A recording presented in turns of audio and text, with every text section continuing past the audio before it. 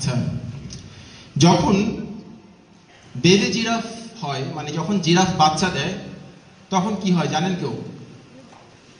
তখন করে কি, ওই যে বেবি জিরাফটাকে মা জিরাফ জোরে লাথি দেয়। আর সে বেচারা ভাবে, কি হইলো ভাই, দুনিয়াতে মাত্র ল্যান্ড করলাম, এখনই লাফালাফি শুরু হয়েছে। জোরে লাথি দেয়। তখন বেবি জিরাফটা দাঁড়িয়ে দৌড়াতে শুরু করে। সে আবার পড়ে যায়। তখন তার মা তাকে আবার লাথি দেয়, দ্বিগুণ জোরে লাথি দেয়। তখন সে আবার উঠে যায়, আবার দৌড়াতে শুরু করে, আবার বসে। তখন তার মা মায়ের সর্বোচ্চ শক্তি দিয়ে আবার লাথি দেয়। তখন সে আর ভয় আর করে না, সে দৌড়াতেই থাকে। এই ব্যাপারটা কেন ঘটে?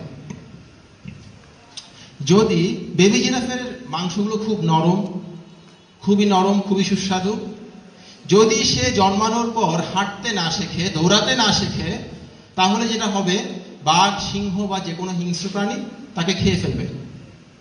সে কারণে তার মা তাকে লাথি মেরে দৌড়াতে শেখায়, যাতে ওই বেবি জিরাফটা আত্মরক্ষা করতে পারে।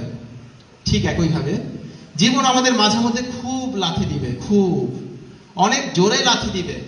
আপনি জেনে রাখেন, আপনার লাইফ আপনাকে যে লাথিগুলো দিচ্ছে, প্রত্যেকটা লাথির প্রয়োজন আপনার জীবনে আছে বেবি জিরাফের মতো।